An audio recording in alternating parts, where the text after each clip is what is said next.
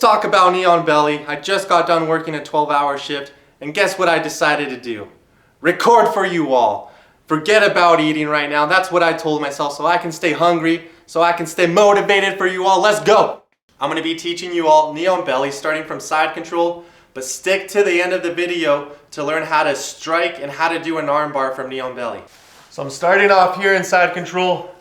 With the wide base, I'm not too far off on my opponent because I can get rolled.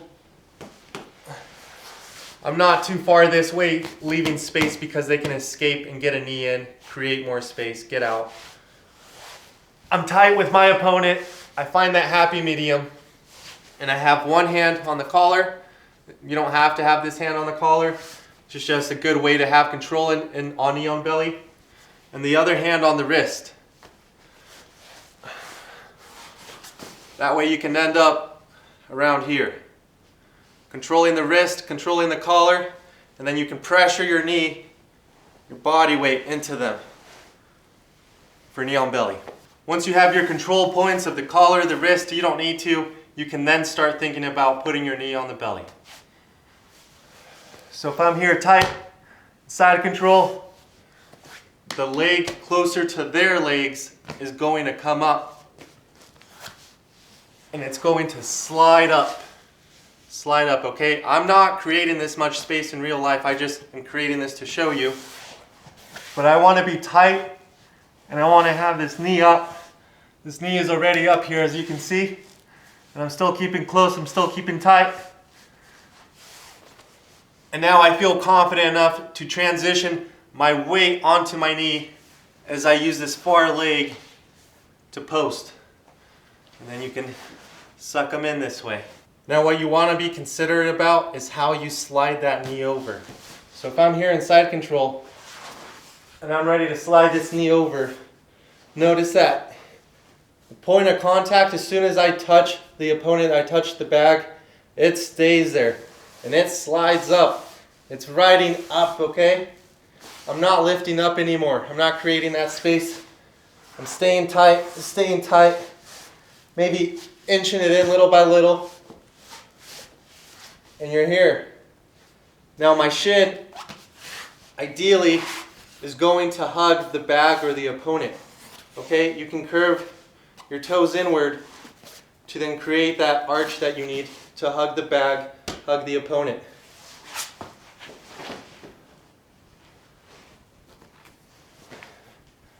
This way you're distributing your body weight across your whole entire shin, which means it's across much more body surface area than if you just have it over here on your knee and you're kind of balancing out like this. Okay? Maybe not the worst thing to do in like a tournament if you don't like your opponent, because then you can really dig in that knee, dig it inwards, and go up more to be more on the sternum. This is something that you don't do with your friends. You don't really do in the gym unless you want to get your butt kicked. That's why you slide across the waistline, a little bit on the belly maybe, and you avoid the sternum. You're just sliding across diagonally, not so much up here. That is rude, and you wouldn't like it if someone did that to you. You found yourself landing knee on belly.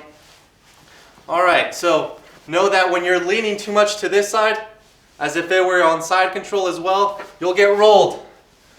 You can't have all your body weight on your bag or on the opponent. You have to find that center line for your own self. Okay? You have to be able to balance just like this while keeping pressure and weight on the bag or on the opponent. Alright? Some weight over here, some weight over here. Now if you do have the time to find your center, or maybe it happens automatically, you've gotten accustomed to practicing and to finding it right away, your opponent will likely try to scoot out, try to throw this knee off. Okay, push that knee, push that leg away. So if they're squirming around, you follow. Alright? If they go this way, you follow. To the right, you follow and adjust. Not keeping too much weight on the bag because they might counter your rotation and you'll end up going forward. So you follow. If they go forward, you follow. Can't really show you going backwards, but still, you follow, follow, follow, and follow. Hit the like button, it'll help my confidence and this channel. I'm about to teach you how to do an arm bar from knee on belly. Alright, so you managed to get side control. Get that knee on the belly. And now that person is fighting to push that knee off of you. Okay, they're trying to push it off. That's okay. This is when you're going to scoop behind the tricep of my partner here, my volunteer. You're going to scoop the tricep that's right here, that meaty part, with the hand that's closer to the legs. Alright, you want to stay inside. It's okay if you do it with this arm too, but I like it this way because once you're here, you're going to use that knee on belly to spin. Just spin, as if you were just one of those tops that keeps spinning on the pointy part. You're spinning. Being careful not to whack your friend with your leg. Alright, you're spinning around them. And you do this because once I have this tricep, I'm going to spin, spin, spin, spin. Close up my hips. I'm here, keeping my knees tight. Now I have control of the arm. Alright, so now I'm going to step over. Don't fall back, don't yank that arm back. Keep control of the arm. Keep control, keep it tight.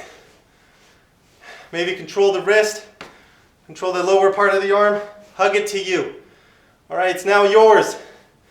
You have this leg that's over their face or their neck, their shoulder area, to keep them down. This other knee is pinned up right behind the shoulder blade of my bag, my partner here, your opponent, whatever you're using. It's tucked in, just like this. And this is when you have control, you lean back slowly. Don't go fast when you're practicing this. If you don't have experience, okay? Go slow, go slow. Now you have the arm bar. Now you take the arm off to a side and extend those hips to hyperextend a little. I can break down an arm bar in finer details in a different video. Let's show you from the top again. Have side control. Going for knee on belly. This person's fighting. They're pushing me off. Alright, I'm going to scoop that arm. I'm going to spin. Spin. And I just whacked my opponent with my foot, so you want to be careful. You want to spin without whacking them. You're going to pinch those knees. Get tight. Get this leg over before you go down. Still keep tight, keep control. Lean back for that arm bar. Now say your opponent is going to jump or use their legs to almost do like a back roll on the ground. That's when you can still throw your other leg over. Throw it over, now you have both of them on top. You squeeze your heels to your butt, keep it tight. Arm bar.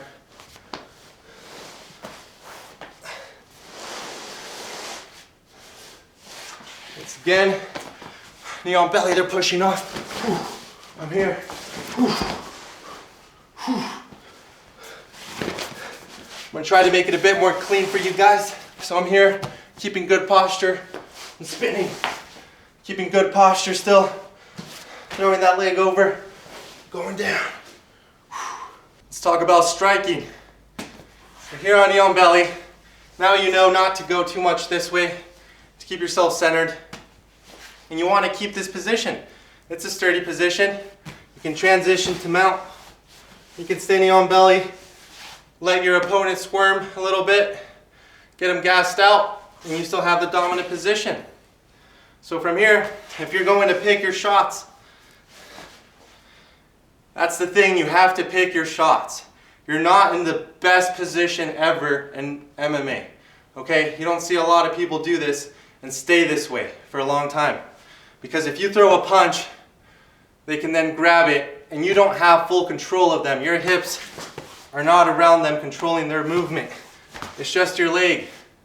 So if you throw that arm down, they can grab it, rotate you, grab it, maybe go for a triangle.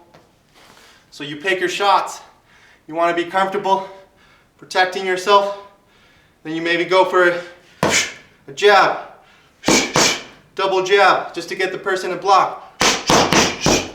All right, maybe throw a hook in there. And now you realize that their hips, or not their hips, their ribs are open. They're now protecting their face. For the ribs, the kidney.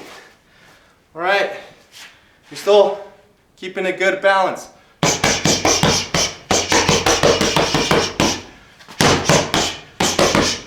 When you unleash those blows, you still want to think like it's a normal punch and you're whipping it back to you. Alright, I'm not driving my whole entire body weight. This isn't the strongest punch in the entire world, because then you're compromising your position. You're now down here. They can suck you in. Alright, you've now lost the power of knee on belly. You don't want to be sucked in. You don't want to be punching with all your might.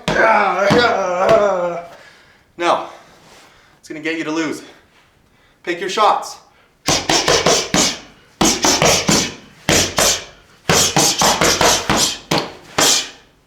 Now you can incorporate everything you've learned into one. So you follow your opponent.